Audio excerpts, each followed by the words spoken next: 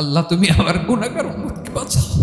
বিশ্বনবী পাগলের মতো একবার হাউজে কাউসারে যাবেন, একবার সিরাতে যাবেন, একবার পুলসিরাতের দিকে, একবার হাউজে কাউসারের দিকে পাগলের মতো দৌড়াতে থাকবেন, তার কোনো গুনাহগার উম্মত যাতে জাহান্নামে ঢুকে না যায়।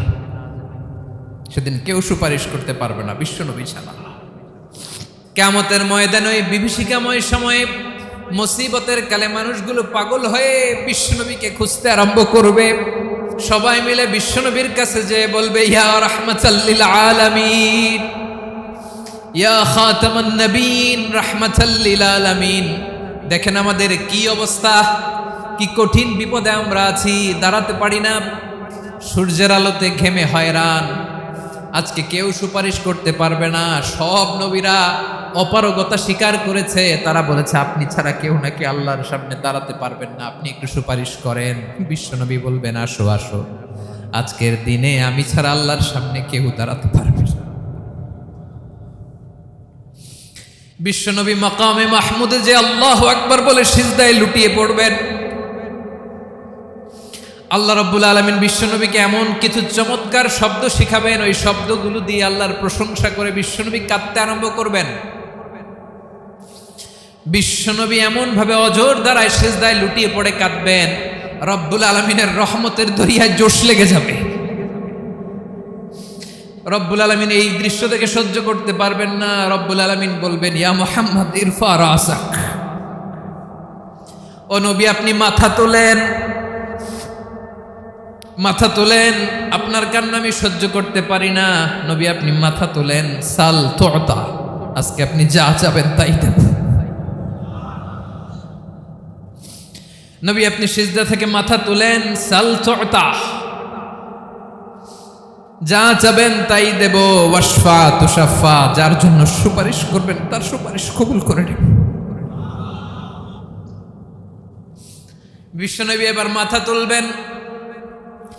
যে বিভীষিকাময় সময়ে প্রত্যেক নবী বলেছেন আমি পারবো না, প্রত্যেক নবী বলেছেন নফসি নফসি, আমার কি হবে আমি জানি না, আল্লাহ আমারে বাঁচাও।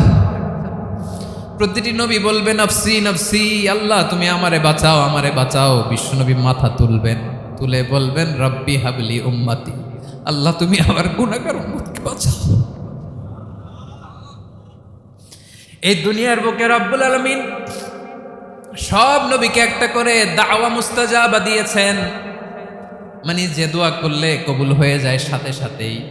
দাও বিহা, দুনিয়ার সব নবীরা ওই দোয়াটা দুনিয়াই করে ফেলেছে। সব নবীকে আল্লাহ একটা করে দোয়া দিয়েছেন, নবী দোয়া করলেই কবুল। সব নবীরা ওই দোয়া করে ফেলেছে দুনিয়াতে। বিশ্বনবী বলেন আমি করি নাই। ওয়া ইন্নী আখতাবিউ দাওয়াতি শাফাআতান লি উম্মতি ইয়াউমাল কিয়ামাহ, আমার ওই স্পেশাল দোয়াটা আমি দুনিয়ার বুকে কঠিন বিপদে পড়েও কোনোদিন করি নাই। আমি আমার স্পেশাল দোয়াটা কিয়ামতের দিন আমার গুনাহগার উম্মতকে সুপারিশের জন্য রেখে দিয়েছি। আল্লাহ বলবেন নবী ইরফা রাসাক, মাথা তোলেন, আর কাটবেন না। বিশ্বনবী মাথা তুলবেন, আল্লাহ বলবেন সাল তুতা, আপনি যা চাবেন তাই দেব। ওয়াশফা তুশাফা, সুপারিশ করেন, সুপারিশ কবুল করব। বিশ্বনবী বলবেন আল্লাহ ওই স্পেশাল দোয়াটা দুনিয়াতে করি নাই, আজকে আমি তোমার দরবারে দাঁড়িয়ে কিয়ামতের দিন ওই দোয়াটা করছি। আল্লাহ আমার যে উম্মতের হৃদয়ে যাররা পরিমাণ ঈমান আছে, আমার একটা উম্মতকেও তুমি জাহান্নামে ঢোকাতে পারবা না। বিশ্বনবী পাগলের মতো একবার হাউজে কাউসারে যাবেন, একবার সিরাতে যাবেন, একবার পুলসিরাতের দিকে, একবার হাউজে কাউসারের দিকে পাগলের মতো দৌড়াতে থাকবেন, তার কোনো গুনাহগার উম্মত যাতে জাহান্নামে ঢুকে না যায়। সেদিন কেউ সুপারিশ করতে পারবে না বিশ্বনবী ছাড়া। এজন্য 5 নম্বরে আল্লাহ বললেন মান যাল্লাযী ইয়াশফাউ ইনদাহু ইল্লা বিইযনিহি, কার সাহস আছে, কার এত বড় বুকের পাটা কিয়ামতের কঠিন দিন আল্লাহর সামনে দাঁড়িয়ে সুপারিশ করবে? কারো ক্ষমতা নেই, কারো ক্ষমতা নাই।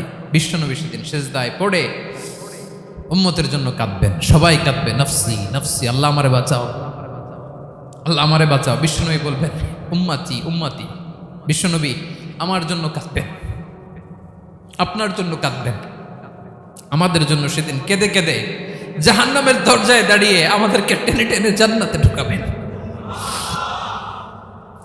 এজন্য এই বিশ্বনবীর ভালোবাসা যেন আমাদের হৃদয়ে ভরপুর থাকে। আমার ভাইয়েরা, প্রতি শুক্রবার বিশ্বনবীর উপরে বেশি বেশি যেন আমরা দুরূদ পড়ি। আমরা যখন বিশ্বনবীর সালাম দেই, দুরূদ পড়ি, একদল স্পেশাল ফেরেশতা আছে যারা বিশ্বনবীর দুরূদটা নিয়ে সরাসরি বিশ্বনবীর রওজায় যায়, যে বলে অমুকের বেটা অমুক আপনারে সালাম দিয়েছে। বিশ্বনবী নিজ কবরের থেকে নিজেই সালামের উত্তর দেয়। বিশ্বনবীর ভালোবাসা যেন আমাদের হৃদয়ে থাকে, বিশ্বনবীর সুন্নাহ দিয়ে যেন আমাদের জীবনটাকে সাজাই। পারা যাবে ইনশাআল্লাহ। বিশ্বনবীর ভালোবাসা ছাড়া কেউ জান্নাতে ঢুকতে পারবে।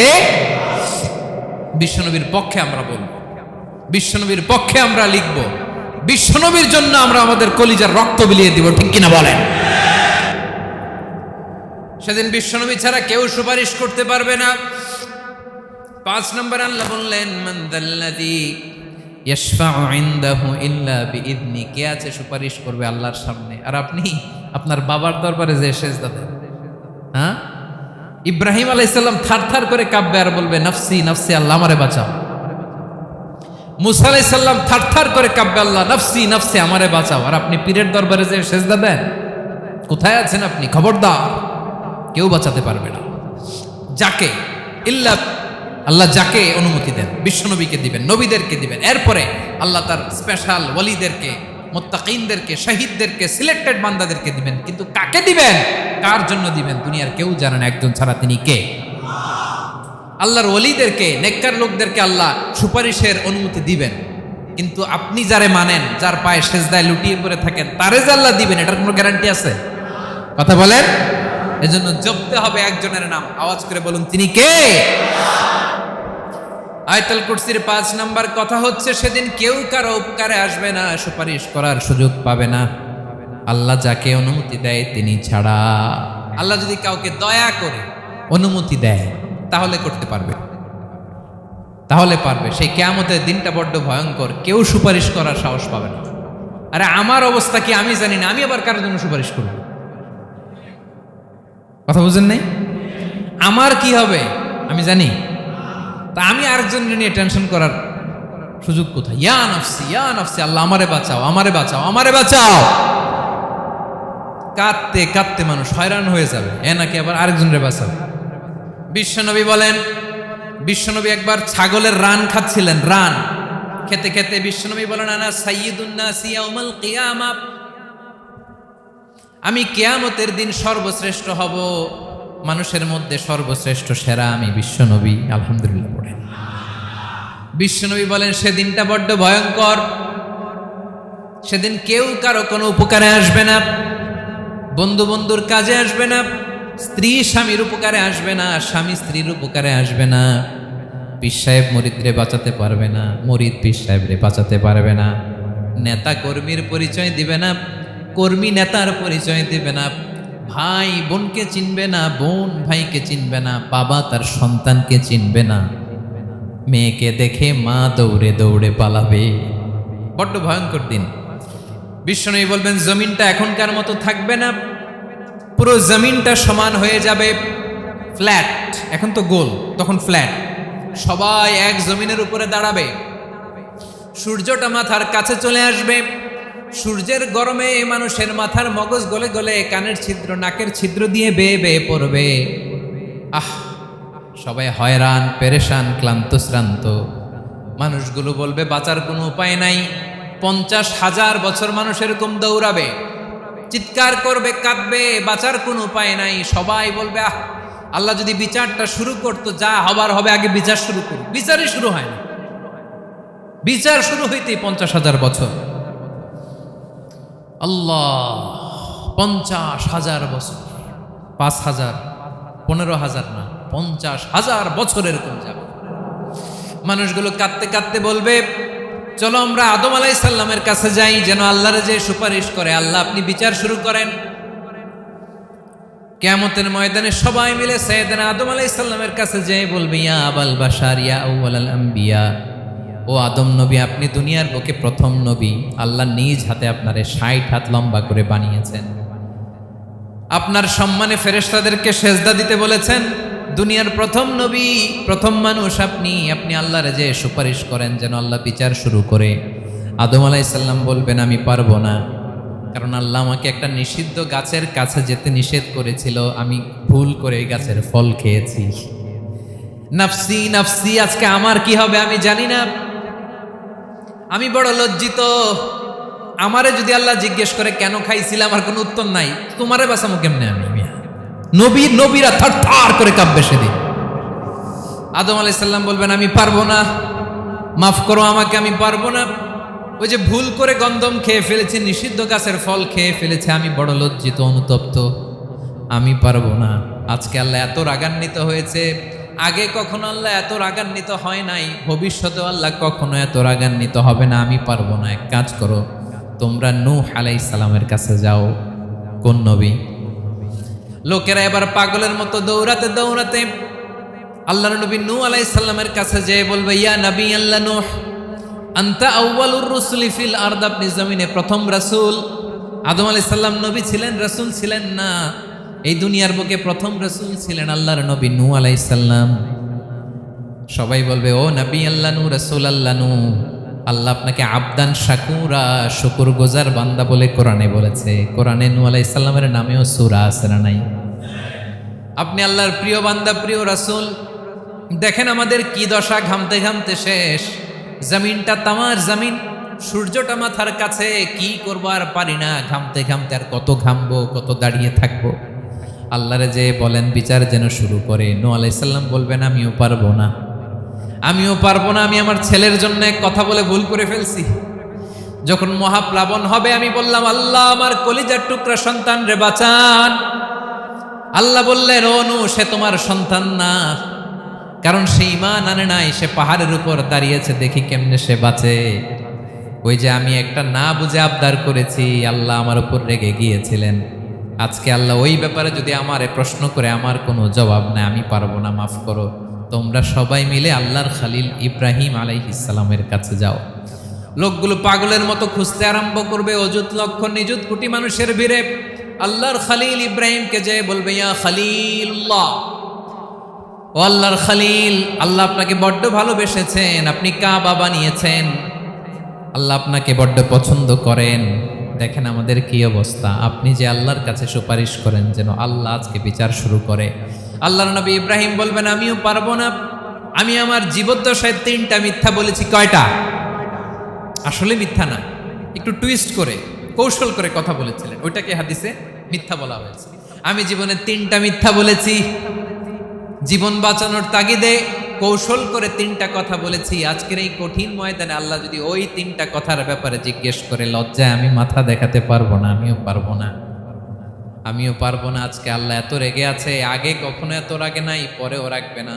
তোমরা সবাই মিলে বনি ইসরাইলের নবী মূসা আলাইহিস সালামের কাছে যাও।